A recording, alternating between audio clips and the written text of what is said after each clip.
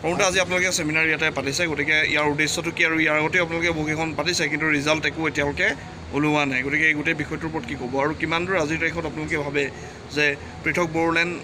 বা অন্যান্য ভাৰতৰ যিমানবোৰ পৃথক ৰাজ্য কৰিছে সেইখিনিৰ যথেষ্টখিনি প্ৰাসংগিকতা আছে? প্ৰথমতে আজিৰ যিটো ছেমিনাৰ, এই ছেমিনাৰটো national federation for new state যিটো এটা ৰাষ্ট্ৰীয় এটা সংগঠন সংস্থা ইয়াৰ পৰা অনুষ্ঠিত কৰা হৈছে আৰু আমি বড়োলেণ্ড বিচৰা, বিদৰ্ভ বিচৰা, ট্ৰাইবেললেণ্ড বিচৰা সকলো শক্তিয়ে সকলো টীমে ইয়াত যোগদান কৰিছোঁ আৰু আমি ইয়াতে সক্ৰিয়ভাৱে অংশগ্ৰহণ কৰিছোঁ।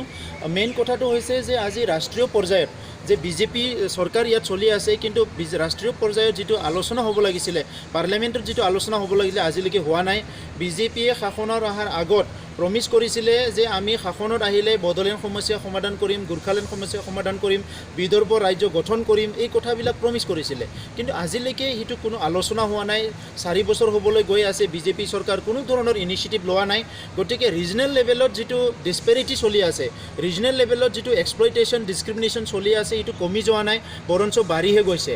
ৰিজনেল লেভেলত যিবিলাকৰ আজি বড়োলেণ্ডত আমাৰ আইডেণ্টিটিৰ প্ৰব্লেম আছে, লেণ্ড প্ৰটেকশ্যনৰ ইছ্যু আছে, বিভিন্ন সমস্যা আছে, আমাৰ ট্ৰাইবেললেণ্ডত লেণ্ড প্ৰটেকশ্যনৰ ইছ্যু আছে, আইডেণ্টিটিৰ ইছ্যু আছে, বিদৰ্ভত ফাৰ্মাৰসকল ছুইচাইড কৰি আছে, আজি খেতিয়কসকল ছুইচাইড কৰি আছে, প্ৰায় 40,000তকৈ অধিক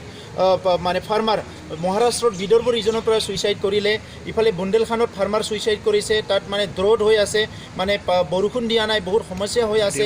সেই গোটেই কথাটো লৈ পেলাই আজি বিভিন্ন অঞ্চলত ৰাজ্য বিচৰা যিটো সংগ্ৰাম এইটো চলি আছে আৰু আমি ইয়াত নতুনকৈ একো ভাইলেণ্ট হ'ব লাগে তেনেকুৱা ভবা নাই। ভাৰতৰ সংবিধানৰ আৰ্টিকেল 2 আৰু 3 বিগিনিঙতে সেইটো ৰাখি থৈছে যে যেতিয়াই ভাৰত চৰকাৰে ইচ্ছা কৰে নতুন ৰাজ্য গঠন কৰিব পাৰে, কিন্তু ভাৰতত আজি ৰাজনৈতিক দলবিলাকে গোটেই বেবেৰী বাং কৰি পেলাইছে। ইফালে ইউপিত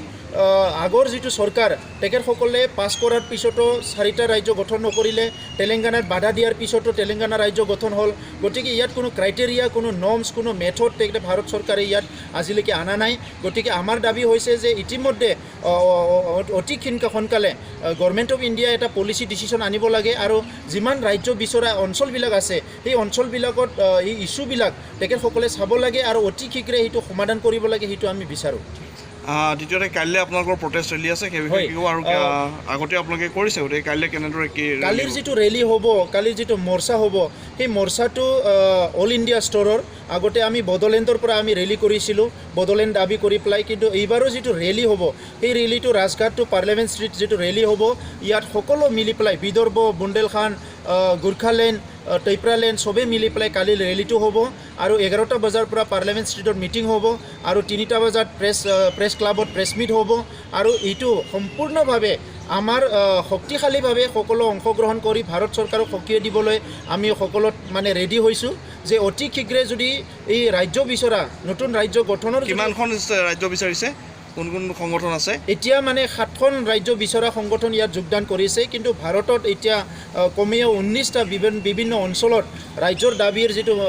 ইছ্যু এইটো লৈ পেলাই আৱাজ উঠি আছে, কিন্তু সক্ৰিয়ভাৱে 7টা ৰাজ্য বিচৰা সংগঠন ইয়াত অংশগ্ৰহণ কৰিছে আৰু আমি কেইবাদিনৰ পৰা আন্দোলন কৰি আছোঁ। আমাৰ বহুত শ্বহীদ হৈ গ'ল, আমাৰ বহুত মানে